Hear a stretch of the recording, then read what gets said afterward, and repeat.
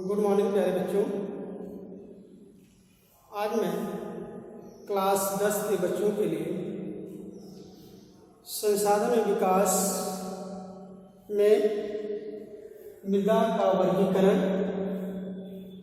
जो मैं पिछली वीडियो में हमने बताया था कि भारत में जो मृदा का वर्गीकरण किया गया है, उसके वर्गीकरण करने का जो मुख्य वजह है, राष्ट्र के तमाम प्रांतों में एक समान मृदा नहीं पाई जाती है, जिसकी वजह से उनकी विशेषता एवं क्वालिटी के कारण मृदा को अलग अलग 6 रूपों में उसका वर्गीकरण किया गया है।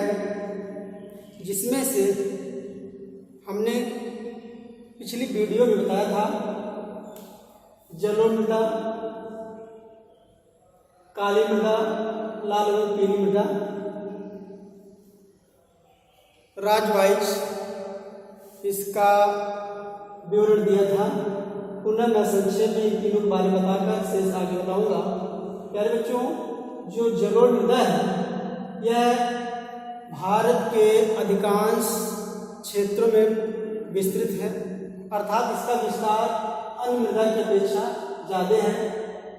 और भारत के कुछ प्रमुख राज्य जहाँ पे इस तरह की मृदा पाई जाती है, जैसे पंजाब है, हरियाणा है, उत्तर प्रदेश, बिहार, पश्चिम बंगाल, असम। और यदि हम बात करें मैप के माध्यम से, तो भारत का जो पूर्वी समुद्र तटीय एरिया है, बंगाल की खाड़ी, ठीक है, तो बंगाल की खाड़ी के जो तटवर्ती राज्य हैं, इन राज्यों के तटवर्ती क्षेत्र में भी इस तरह की जलोढ़ मृदा पाई जाती है। तो कहने का मतलब इसका विस्तार या जलोढ़ मृदा का विस्तार भारत में अन्य राज्यों की अपेक्षा या अन्य मृदा की अपेक्षा, मिट्टी की अपेक्षा इसका ज़्यादा है। अब इसके बाद इस मृदा में जो प्रमुख फसलें उगाई जाती है, खाद्यान्न फसलें, उसमें गेहूँ एवं चावल है। क्या है? गेहूँ एवं चावल। इसकी खेती इस मृदा में की प्रमुख रूप से की जाती है, अर्थात इन क्षेत्रों में खाद्यान्न फसलों में गेहूँ और चावल बड़े पैमाने पर इसकी खेती की जाती है। अब दूसरी जो मुख्य मृदा है, काली मृदा, यह भारत के कुछ ही राज्यों तक सीमित है, अर्थात यदि मुख्य रूप से देखा जाए, भारत के प्रमुख 2 राज्य, खासकर गुजरात और महाराष्ट्र में क्षेत्रफल की दृष्टि से इस काली मृदा का विस्तार अधिक पाया जाता है। और इस मृदा को हम कपास की मृदा के नाम से भी जानते हैं। कपास की मृदा इस मृदा को इसलिए कहते हैं क्योंकि इस मिट्टी में, काली मृदा में सबसे प्रमुख फसल कपास की पैदावार या कपास की खेती की जाती है। इसके अलावा और भी फसल उगाई जाती है काली मृदा में, जैसे मूंगफली है, गन्ना है, मोटे अनाज है, इन सब की पैदावार होती है, लेकिन मुख्य रूप से कपास के लिए मशहूर है। ठीक है। यह भारत में गुजरात, महाराष्ट्र, पंजाब का कुछ एरिया है और राजस्थान, मध्य प्रदेश, इन राज्यों में इस तरह की मृदा या काली मृदा पाई जाती है। नेक्स्ट है लाल एवं पीली मृदा। लाल एवं पीली मृदा यह भारत के कुछ प्रमुख राज्यों में पाई जाती है और इसका जो निर्माण हुआ है, रूपांतरित और आग्नेय चट्टानों के परिवर्तन के फलस्वरूप इस तरह की मृदा का निर्माण हुआ। इसका कलर लाल और कहीं कहीं पीला पाया जाता है, क्योंकि इसमें आयरन की मात्रा, लोहे की मात्रा अधिक होती है, लोहे की मात्रा। ठीक है, तो जिससे इसका कलर लाल होता है। और इसकी सबसे बड़ी विशेषता यह है कि इस मृदा में यदि वर्षा होती है, जल धरातल पे मिट्टी पे पड़ जाता है, तो उसकी जो मिट्टी है पैरों में चिपकने लगने में चिपचिपापन आ जाता है। ठीक है, यह भारत के प्रमुख राज्य जैसे इस तरह की मृदा पाई, उड़ीसा, छत्तीसगढ़ और पश्चिमी घाट की पहाड़ियाँ। देखिए, जो लाल पीली मृदा है वह मुख्य रूप से हमने बताया उड़ीसा है, छत्तीसगढ़ है, आंध्र प्रदेश है, वो तमिलनाडु केरला भी जाएंगे। और खास कर जो पश्चिमी घाट पूर्वी है, जो पश्चिमी घाट, तो पश्चिमी घाट का ये एरिया है, यहाँ पे भी लाल और पीली मृदा पाई जाती है, तो ये एरिया है। ठीक है, तो इस तरीके से भारत के अधिकांश भागों में इस तरह की मृदा पाई जाती, लाल एवं पीली मृदा। अब जो अगली है मृदा है, उसमें लैटराइट मृदा है। यह मृदा या इस मृदा का निर्माण, इस मिट्टी का निर्माण मौसम या ऋतुओं के परिवर्तन के फलस्वरूप होता है। जैसे मैं ये बोलूँ, खासकर इस मृदा का जो विस्तार है उष्ण और उपोष्णकटिबंधीय क्षेत्र में पाई जाती है, तो उसमें जब ऋतु में शीत ऋतु के बाद उष्ण गर्मी आती है, गर्मी के बाद शीत ऋतु या वर्षा आती है, तो इस तरह के मौसम या इस तरह की ऋतु में परिवर्तन के फलस्वरूप इस मृदा का निर्माण, इस मिट्टी का लैटराइट मृदा का निर्माण होता है। भारत में इस तरह की जो मृदा पाई जाती है, भारत के कुछ प्रमुख राज्य जैसे कर्नाटका, केरला, तमिलनाडु, आंध्र प्रदेश, इन राज्यों में लैटराइट मृदा, लैटराइट मिट्टी पाई जाती है। इसमें जो प्रमुख रूप से फसलें उगाई जाती हैं, खासकर काजू, मूंगफली, ठीक है, तो काजू और मूंगफली की खेती इस प्रकार की मृदा में अधिकांश किया जाता है।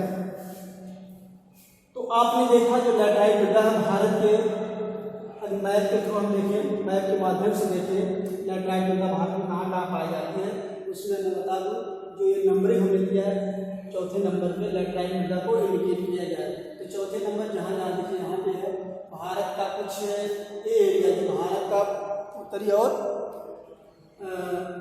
पूर्वी जो राज्य है, उत्तरी और पूर्वी राज्य, खासकर आपका इधर आएंगे त्रिपुरा, मिजोरम, नागालैंड, मेघालय, इन एरिया में इस तरह की लैटराइट मृदा पाई जाती है।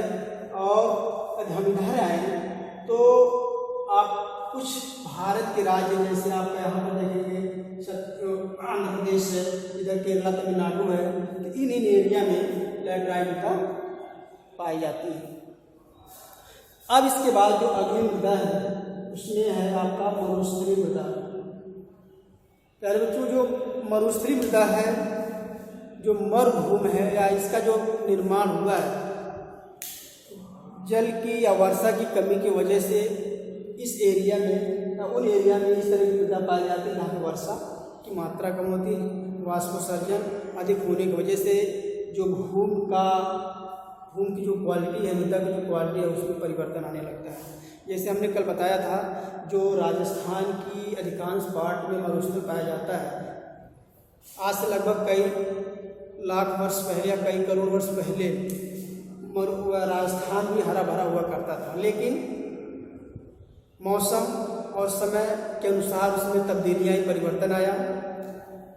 और जो अरावली पर्वत है विश्व की या भारत की सबसे प्राचीन पर्वत श्रृंखलाओं से एक है, तो जो अरब सागर से मानसूनी पवनें चलती हैं, ये अरब सागर तक बंगाल खाड़ी, तो अरब सागर जो मानसूनी पवनें चलती थी यहाँ पे अरावली पर्वत राजस्थान में, तो अरावली पर्वत से टकराकर इस एरिया में मूसलाधार वर्षा किया करती थी उस समय। लेकिन समय बीतता गया, इस तरह की प्रोसेस चलते रहे, क्रिया चलती रही, और यहाँ पे मूसलाधार वर्षा होने से पर्वत का जो ढाल है उस ढाल अपरदित होता गया, उसकी ऊंचाई कम होती गई और कालांतर में वर्षा होती थी। प्रेजेंट टाइम में देखें अरब सागर को मानसूनी पवनें चलती इस अरावली पर्वत से टकरा नहीं पाती, जिस पर अरब सागर की मानसूनी पवनें धीरे धीरे भारत के उत्तरी या राजस्थान के उत्तरी राज्यों तक पहुंच जाती है और उन इलाकों में वर्षा करती है, खासकर पंजाब, हरियाणा, जम्मू कश्मीर, उत्तराखंड, हिमाचल प्रदेश, इन एरिया में जाकर वर्षा करती है, यहाँ पर नहीं कर पाते। ये एरिया है वृक्ष है प्रदेश के अंतर्गत आ जाता है, या इन एरिया में वर्षा नहीं हो पाती है, जिससे धीरे धीरे यहाँ क्लाइमेट में परिवर्तन आने लगा। तो ऐसा भूगोलविद मानते हैं यही कंडीशन यहाँ भी हो सकती है मेघालय राज्य में, क्योंकि आज वर्तमान समय अब विश्व का सबसे सर्वाधिक वर्षा वाला जो कोई राज्य है वह है आपका मेघालय। ठीक है, यहाँ पर मेघालय राज्य में गारो खासी जयंतिया नाम की 3 पर्वत श्रृंखलाएं हैं, जिसकी वजह से बंगाल की खाड़ी जो मानसूनी पवनें चलती थी यहाँ पे टकराती हैं, और यहाँ से टकराने के पश्चात इन एक इलाका में, इन क्षेत्र में विश्व की सबसे अधिक वर्षा वाला रिकॉर्ड किया जाता है। सबसे अधिक वर्षा इन क्षेत्र में होती है मेघालय राज्य के मौसिनराम में। लेकिन यदि ऐसा होता रहे, कंटिन्यू होता रहेगा, तो आने वाले समय में यहाँ भी या यहाँ की जो पर्वत है गारो खासी जयंतिया वो भी धीरे धीरे अपरदित हो जाएगा। अपरदित होने के बाद उसकी ऊंचाई कम हो जाएगी, तो अरब बंगाल खाड़ी जो मानसूनी हवाएं जाएगी वह इसको अवरुद्ध नहीं कर पाएगी, तो यहाँ पे धीरे धीरे वर्षा की मात्रा कम होने लगी, लैप्स होने लगी, जिसकी वजह से यहाँ की वर्षा या यहाँ की जो क्लाइमेट धीरे धीरे वहाँ पर परिवर्तन आने लगे। जब क्लाइमेट परिवर्तित होगा तो वहाँ की जो मिट्टी है उसमें भी परिवर्तन आना पॉसिबल है, संभव है। तो इस तरीके जो भारत में जो मरुस्थलीय मृदा है उसके जो विस्तार है, खासकर भारत के मुख्य रूप से राजस्थान है, इसके कुछ भाग जैसे पश्चिमी उत्तर प्रदेश में भी कुछ क्षेत्र है प्रभावित, राजस्थान मध्य प्रदेश का पश्चिमी भाग है, हरियाणा का दक्षिणी एवं पश्चिमी भाग है। इस तरीके से देखा जाए मुख्य रूप से राजस्थान ही मरुस्थलीय का विस्तार के इलाके ज़्यादा है। यहाँ पे वर्षा की कमी की वजह से यहाँ की जो क्लाइमेट, यहाँ की जो मिट्टी है उसमें परिवर्तन आया है। अब इसके बाद जो पर्वतीय मृदा है, देखिए पर्वतीय मिट्टी भारत के खासकर पर्वतीय क्षेत्रों में पाई जाती है।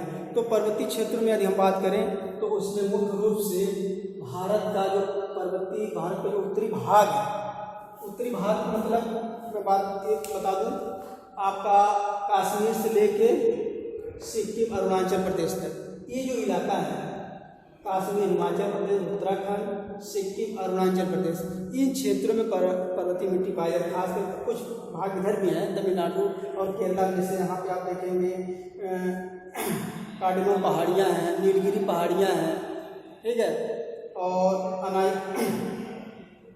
तो इस तरीके से कार्डमम, नीलगिरी, ये पहाड़ियों में, दक्षिण भारत की पहाड़ियों में भी पर्वतीय मृदा पाई जाती है।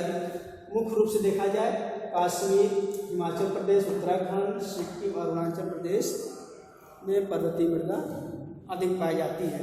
तो इस प्रकार की मिट्टियों में पर्वतीय मृदा जम्मू कश्मीर, सिक्किम, अरुणाचल प्रदेश, यदि हम दक्षिण भारत के राज्यों की बात करें उसमें केरला, तमिलनाडु है, इन क्षेत्रों में भी पर्वतीय मृदा मिट्टी पाई जाती है।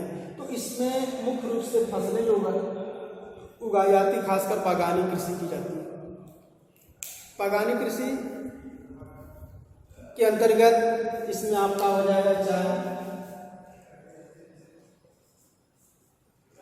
कॉफी, ठीक है।